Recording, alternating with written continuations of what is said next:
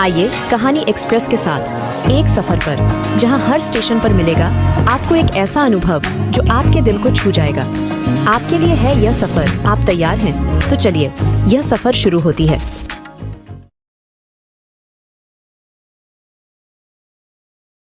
रमकलिया। जी हाँ, यही तो नाम था उस लड़की का। 16 वर्ष की रमकलिया अपने माँ बाप की इकलौती संतान थी।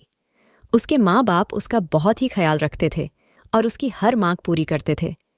अरे, यहाँ तक कि हमारे गांव जवार के बड़े बुजुर्ग बताते हैं कि गांव क्या पूरे जवार में सबसे पहले साइकिल रमकलिया के घर पर ही खरीद कर आई थी। उस साइकिल को देखने के लिए गांव जवार टूट पड़ा था। रमकलिया उस समय उस साइकिल को लंगड़ी चलाते हुए गढ़ी, खेत खलिहान सब घूम आती थी। रमकलिया बहुत ही नटखट थी और लड़कों जैसा मटर गश्ती करती रहती थी। वह लड़कों के साथ कबड्डी, चिक्का आदि खेलने में भी आगे रहती थी। एक बार कबड्डी खेलते समय गलगोदही करने को लेकर झगड़ा हो गया। अरे, देखने वाले तो बताते हैं कि रमकलिया ने विपक्षी टीम के लड़कों को दौड़ा दौड़ा कर मारा था, पानी पिला पिला कर मारा था। किसी के दांत से खून निकल रहा था तो कोई चिल्लाते हुए अपने घर की ओर भाग रहा था। रमकलिया से उसके हमउम्र लड़के पंगा लेना उचित नहीं समझते थे, क्योंकि उसके हमउम्र लड़के उसे उजड़ और झगड़ालू टाइप की लड़की मानते थे। कोई उसके मुंह लगना पसंद नहीं करता था। हाँ, यह अलग बात थी कि सभी लड़के उससे डरते थे। मई का महीना था, कड़ाके की गर्मी पड़ रही थी। रमकलिया खर दोपहरिया में अपनी साइकिल उठाई और गांव से बाहर अपने बगीचे की ओर चल दी। उसका बगीचा धोबरिया घड़ई के किनारे था। इस बगीचे में आम और महुए के पेड़ों की अधिकता थी। यह बगीचा गांव से लगभग 1 किमी की दूरी पर था।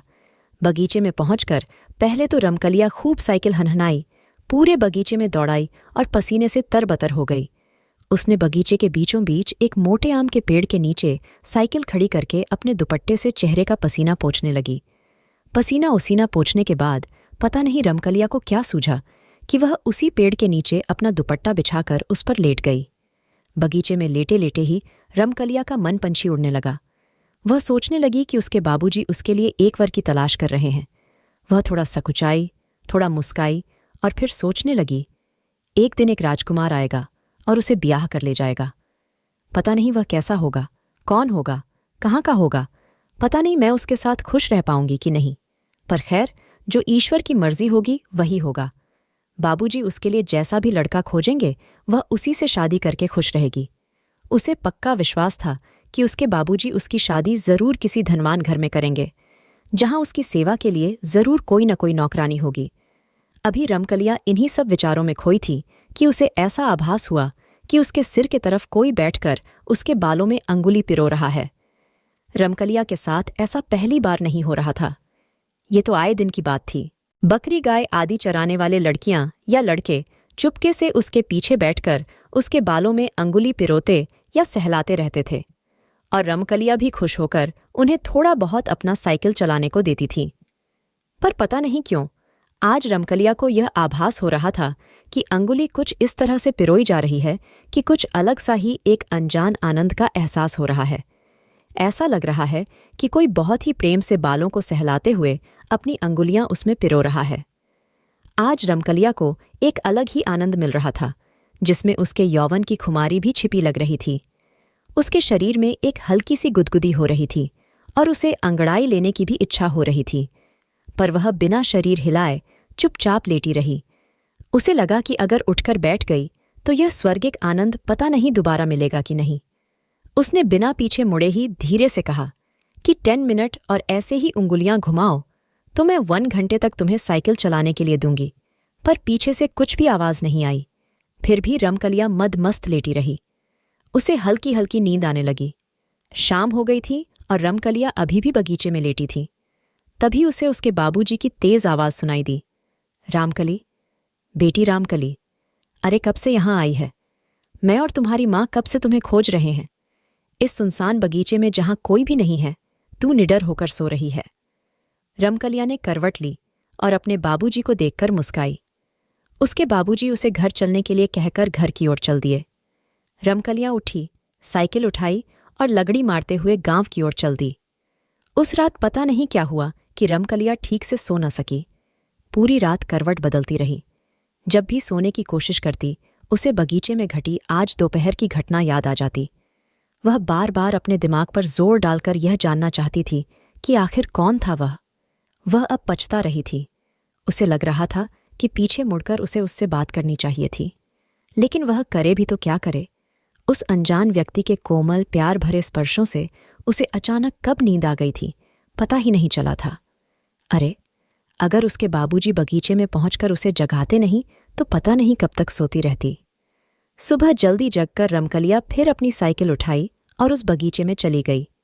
सुबह की ताज़ी हवा पूरे बगीचे में हिचकोले ले रही थी, पर पता नहीं क्यों सरसराती हवा में पत्तियों टहनियों से बात करती हवा में रमकलिया को एक भीनी भीनी मदमस्त कर देने वाली सुगंध का आभास हो रहा था। उसे ऐसा लग रहा था कि आज पवन देव उसके बालों से खेल रहे हैं। वह लगभग 1 घंटे तक बगीचे में रही और फिर घर वापस आ गई। घर आने के बाद रमकलिया पता नहीं किन यादों में खोई रही। उसी दिन फिर से खड़खड़ दोपहरिया में रमकलिया का जी नहीं माना और वह साइकिल उठाकर बगीचे की ओर चली गई। बगीचे में 3-4 राउंड साइकिल दौड़ाने के बाद फिर रमकलिया एक आम के पेड़ के नीचे सुस्ताने लगी। उसे कुछ सूझा। वह हल्की सी मुस्काई और अपने दुपट्टे को अपने सर के नीचे लगाकर सोने का नाटक करने लगी। अभी रमकलिया को लेटे 4 मिनट भी नहीं हुए थे कि उसे ऐसा लगा कि कोई उसके बालों में अंगुली पिरो रहा है। वह कुछ बोली नहीं, पर धीरे धीरे अपना हाथ अपने सर पर ले गई। वह उस अंगुलियों को पकड़ना चाहती थी जो उसके बालों में घुसकर बालों से खेलते हुए उसे एक सुखद आनंद की अनुभूति करा रही थीं। पर उसने ज्यों अपने हाथ अपने सर पर ले गई, वहां उसे कुछ नहीं मिला, पर ऐसा लग रहा था कि अभी भी कुछ अंगुलियां उसके बालों से खेल रही हैं। रमकलिया को बहुत ही अचंभा हुआ और वह तुरंत उठकर बैठ गई। पीछे सर घुमाकर देखी तो गजब हो गया। पीछे कोई नहीं था। उसे लगा कि शायद जो था वह इस पेड़ के पीछे छिप गया हो। पर फिर उसके मन में एक बात आई कि जब वह अपना हाथ सर पर ले गई थी तो वहां कुछ नहीं मिला था। फिर भी बालों में अंगुलियों के सुखद स्पर्श कैसे लग रहे थे। खैर, वह उठकर खड़ी हो गई और पेड़ के पीछे चली गई, पर वहां भी कोई नहीं। अब वह बगीचे में आसपास दौड़ लगाई, पर से कोई नहीं दिखा। फिर वह अपने साइकिल के पास आई और तेजी से चलाते हुए गांव की ओर भागी। उसे डर तो नहीं लग रहा था, पर कहीं न कहीं एक रोमांचित अवस्था जरूर बन गई थी, जिससे उसके रोंगटे खड़े हो गए थे। आज की रात फिर रमकलिया सो न सकी। आजकल उसे अपने आप में बहुत सारे परिवर्तन नजर आ रहे थे। उसे ऐसा लगने लगा था कि वह अब विवाह योग्य हो गई है। वह बार बार शीशे में अपना चेहरा भी देखती। अब उसमें थोड़ा शर्माने के गुण भी आ गए थे। बिना बात के ही कुछ याद करके उसके चेहरे पर एक हल्की मुस्कान फैल जाती। पता नहीं क्यों उसे लगने लगा था कि उसके बालों से खेलने वाला कोई उसके गांव का नहीं, अपितु कोई दूसरा सुंदर युवा है जो प्यार से वशीभूत होकर उसके पास खींचा चला आता है और चुपके से उसके बालों से खेलने लगता है। फिर उसके दिमाग में कौंधा कि जो भी है वह बहुत शर्मीला और साथ ही फुर्तीला भी, क्योंकि पता नहीं कहाँ छुमंतर हो गया कि दिखा ही नहीं। रमकलिया के दिमाग में बहुत सारी बातें दौड़ रही थीं, पर सब सुखद एहसास से भरी, रोमांचित करने वाली ही थीं। अब तो जब तक रमकलिया अपने बगीचे में जाकर 1-2 घंटे लेट नहीं लेटी, तब तक उसका जी ही नहीं भरता। रमकलिया का अब प्रतिदिन बगीचे में जाना और एक अलौकिक प्रेम की ओर कदम बढ़ाना शुरू हुआ। एक ऐसा अनजाना, नासमझ प्रेम जो रमकलिया के हृदय में हिचकोले ले रहा था। वह पूरी तरह से अनजान थी इस प्रेम से, फिर भी हो गई थी इस प्रेम की दीवानी। पहली बार प्रेम के इस अनजाने एहसास ने उसके हृदय को गुदगुदाया था, एक स्वर्गिक आनंद को उसके हृदय में उपजाया था। एक दिन सूर्य डूबने को थे। चरवाहे अपने गाय भैंस बकरियों को हाँकते हुए गांव की ओर चल दिए थे। अंधेरा छाने लगा था। ऐसे समय में रमकलिया को पता नहीं क्या सूझा कि वह अपनी साइकिल उठाई और बगीचे की ओर चली गई। आज उसने बगीचे में पहुंचकर साइकिल को एक जगह खड़ा कर खुद ही पास में खड़ी हो गई। उसे कुछ सूझ नहीं रहा था। उसे पता नहीं क्यों ऐसा लग रहा था कि कोई तो है जो अभी उसे उस बगीचे में बुलाया, और वह भी अपने आप को रोक न सकी और खींचते हुए इस बगीचे की ओर चली आई। 4 मिनट खड़ा रहने के बाद रमकलिया थोड़ा तन गई। अपने सुकोमल हृदय को कठोर बनाकर बुदबुदाई, अगर यह कोई इंसान न होकर भूत निकला तो खैर, जो भी हो, मुझे पता नहीं क्यों इस रहस्यमयी जीव से मुझे प्रेम हो गया है। भूत हो या कोई दैवी आत्मा, अब तो मैं इससे मिलकर ही रहूंगी। इंसान इंसान को अपना बनाता है, मैं अब इस दैवी आत्मा को अपना हमसफर बनाऊंगी। देखती हूं इस अनजाने अनसमझे प्यार का परिणाम क्या होता है। अगर वह इंसान नहीं तो कौन है और किस दुनिया का रहने वाला है, कैसी है उसकी दुनिया। यह सब सोचती हुई रमकलिया अपने साइकिल का हैंडल पकड़ी और उसे डुगराते हुए बगीचे से बाहर आने लगी। अब बगीचे में पूरा अंधेरा पसर गया था और साथ ही सन्नाटा भी। हाँ, रह रहकर कभी कभी गांव की ओर से कोई आवाज उठाती थी। ऐसे समय में रमकलिया को पता नहीं क्या सूझा कि वह अपनी साइकिल उठाई और बगीचे की ओर चली गई। आज उसने बगीचे में पहुंचकर साइकिल को एक जगह खड़ा कर खुद ही पास में खड़ी हो गई। उसे कुछ सूझ नहीं रहा था। उसे पता नहीं क्यों ऐसा लग रहा था कि कोई तो है जो अभी उसे उस बगीचे में बुलाया, और वह भी अपने आप को रोक न सकी और खींचते हुए इस बगीचे की ओर चली आई। 4 मिनट खड़ा रहने के बाद रमकलियां थोड़ा तन गई। अपने सुकोमल हृदय को कठोर बनाकर बुदबुदाई, अगर यह कोई इंसान न होकर भूत निकला तो। खैर जो भी हो, मुझे पता नहीं क्यों इस रहस्यमयी जीव से मुझे प्रेम हो गया है। भूत हो या कोई दैवी आत्मा, अब तो मैं इससे मिलकर ही रहूंगी। इंसान इंसान को अपना बनाता है, मैं अब इस दैवी आत्मा को अपना हमसफर बनाऊंगी। देखती हूं इस अनजाने अनसमझे प्यार का परिणाम क्या होता है। अगर वह इंसान नहीं तो कौन है और किस दुनिया का रहने वाला है, कैसी है उसकी दुनिया। यह सब सोचती हुई रमकलिया अपने साइकिल का हैंडल पकड़ी और उसे डुगराते हुए बगीचे से बाहर आने लगी। अब बगीचे में पूरा अंधेरा पसर गया था और साथ ही सन्नाटा भी। हाँ, रह रहकर कभी कभी गांव की ओर से कोई आवाज उठाती थी। रात को रमकलिया अपने कमरे में बिस्तरे पर करवटें बदल रही थी। नींद उसकी आंखों से कोसों दूर थी। एक अजीब सिहरण गुदगुदी का एहसास हो रहा था उसको। उसे कभी हंसना तो कभी रोना आ रहा था। तभी अचानक उस कमरे के जंगले से एक बहुत ही तेज डरावनी सरसराती हवा अचानक कमरे में प्रवेश की। बिना बहती हवा के अचानक कमरे में बैठी इस डरावनी हवा से रमकलियां थोड़ी सहम गई और फटाक से उठकर बैठ गई। उसकी सांसें काफी तेज हो गई थीं। वह धीरे धीरे लंबी सांस लेकर अपने बढ़ते दिल की धड़कन को भी काबू में करने का प्रयास किया।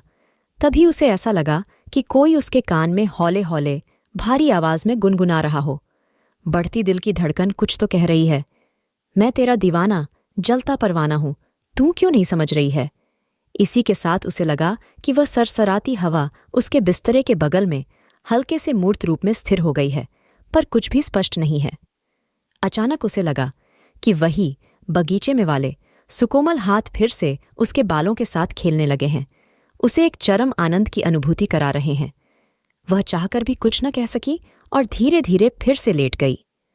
अरे, यह क्या उसके लेटते ही ऐसा लगा कि उसके कमरे में रखी एक काठ कुर्सी सरकते हुए उसके सिरहाने की ओर आ रही है। वह करवट बदली और उस काठ कुर्सी की ओर नजर घुमाई। तब तक वह काठ कुर्सी उसके सिरहाने आकर लग गई। फिर बिना कुछ कहे एक मदमस्त अलहड़ प्रेमांगना की तरह अंगराई लेते हुए, सांसों को तेजी के साथ छोड़ते हुए वह फिर से चुपचाप बिस्तरे पर लेट गई। उसके लेटते ही वह सुकोमल हाथ फिर से उसके बालों से खेलने लगे। वह एक कल्पित नींद उसकी आंखों से कोसों दूर थी। एक अजीब सिहरण गुदगुदी का एहसास हो रहा था उसको। उसे कभी हंसना तो कभी रोना आ रहा था। तभी अचानक उस कमरे के जंगले से एक बहुत ही तेज डरावनी सरसराती हवा अचानक कमरे में प्रवेश की। बिना बहती हवा के अचानक कमरे में बैठी इस डरावनी हवा से रमकलियां थोड़ी सहम गई और फटाक से उठकर बैठ गई। उसकी सांसें काफी तेज हो गई थीं। वह धीरे धीरे लंबी सांस लेकर अपने बढ़ते दिल की धड़कन को भी काबू में करने का प्रयास किया। तभी उसे ऐसा लगा कि कोई उसके कान में हौले हौले भारी आवाज में गुनगुना रहा हो। बढ़ती दिल की धड़कन कुछ तो कह रही है, मैं तेरा दीवाना जलता परवाना हूं, तू क्यों नहीं समझ रही है। इसी के साथ उसे लगा कि वह सरसराती हवा उसके बिस्तरे के बगल में हल्के से मूर्त रूप में स्थिर हो गई है, पर कुछ भी स्पष्ट नहीं है। अचानक उसे लगा कि वही बगीचे में वाले सुकोमल हाथ फिर से उसके बालों के साथ खेलने लगे हैं, उसे एक चरम आनंद की अनुभूति करा रहे हैं। वह चाहकर भी कुछ न कह सकी और धीरे धीरे फिर से लेट गई। अरे, यह क्या उसके लेटते ही ऐसा लगा कि उसके कमरे में रखी एक काठ कुर्सी सरकते हुए उसके सिरहाने की ओर आ रही है। वह करवट बदली और उस काठ कुर्सी की ओर नजर घुमाई। तब तक वह काठ कुर्सी उसके सिरहाने आकर लग गई। फिर बिना कुछ कहे एक मदमस्त अलहड़ प्रेमांगना की तरह अंगड़ाई लेते हुए, सांसों को तेजी के साथ छोड़ते हुए वह फिर से चुपचाप बिस्तरे पर लेट गई। उसके लेटते ही वह सुकोमल हाथ फिर से उसके बालों से खेलने लगे। वह एक कल्पित की तरह उठकर उस कुर्सी पर विराजमान मूर्त पर अस्पष्ट हवा से लिपट गई। वह सिसक सिसक कर कहने लगी, तू जो भी हो, पर है मेरा प्रियतम, मैं अब तेरे बिना जी नहीं सकती। तू अब देर न कर, अभी मेरी मांग में सिंदूर भर और मुझे अपना बना, मुझे सदा सदा के लिए अपने साथ ले चल। इतना कहने के बाद रमकलिया को पता नहीं अचानक क्या हुआ कि वह बिस्तरे पर गिर गई।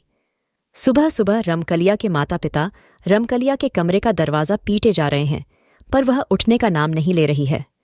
रमकलिया के माता पिता बहुत ही परेशान हैं, क्योंकि रमकलिया के कमरे से कोई सुगबुगाहट नहीं आ रही है। आसपास के कुछ लोग भी एकत्र हो गए हैं। सब चिल्ला चिल्लाकर रमकलिया को जगाना चाहते हैं। अंततः रमकलिया के माता पिता ने कमरे का दरवाज़ा तोड़ने का फैसला किया, क्योंकि वे अब किसी अनहोनी की आशा में पीले पड़ते जा रहे थे। लकड़ी के दरवाजे पर कसकर एक लात पड़ते ही अंदर से लगी उसकी किल्ली निकल गई और भड़ाक से करके दरवाज़ा खुल गया। दरवाज़ा खुलते ही रमकलिया के माता पिता रमकलिया के बिस्तर की ओर भागे। साथ में आसपास के कई लोग भी थे। रमकलिया के कमरे का हुलिया पूरी तरह से बदला हुआ था।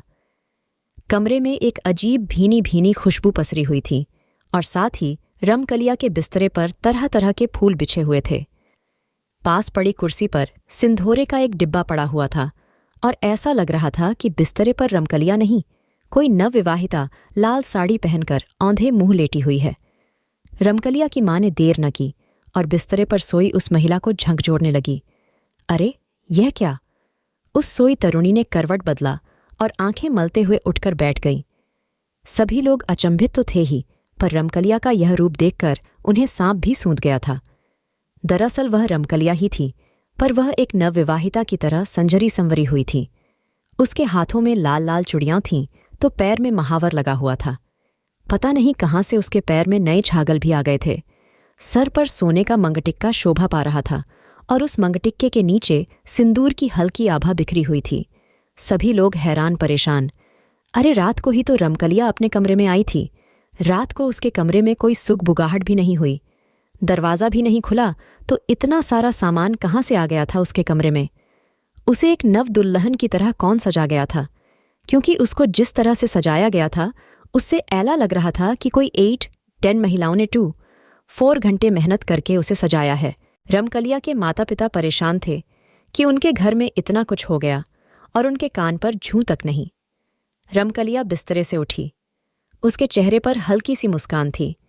वह अपने कमरे में स्तब्ध खड़े लोगों, विशेषकर अपने पिता और माता की ओर देखने लगी। वह धीरे धीरे चलकर अपने माता के पास गई और उनके गले लग गई। उसने कहा कि माँ, मैं अब विवाहिता हूँ। इसके बाद भी उसकी माँ कुछ बोल न सकी। सभी लोग आश्चर्य में डूबे। धीरे धीरे यह बात गांव क्या पूरे जवार और जिले में फैल गई। लोग रमकलिया के गांव की तरफ आते और सच्चाई जानने की कोशिश करते, पर गांव के लोगों की सुनी बातों पर अविश्वास से सिर हिलाते चले जाते। जी हाँ, उस रात उस प्रेत ने रमकलिया से विवाह करके उसे सदा के लिए अपना बना लिया था। पूरी वीडियो देखने के लिए आपका बहुत बहुत धन्यवाद।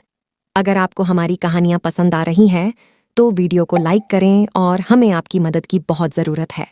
हमारे चैनल में सब्सक्राइबर बहुत कम है, तो हमारे साथ जुड़िए, हमारे चैनल को सब्सक्राइब करिए। इससे हमें और भी अच्छे कहानियाँ बनाने के लिए मोटिवेशन मिलेगी और आप और बेहतरीन कहानी सुन पाएंगे। आप और भी बेहतरीन शानदार कहानियाँ सुनना चाहते हैं तो हमारे चैनल कहानी एक्सप्रेस को सब्सक्राइब करना ना भूलें। धन्यवाद।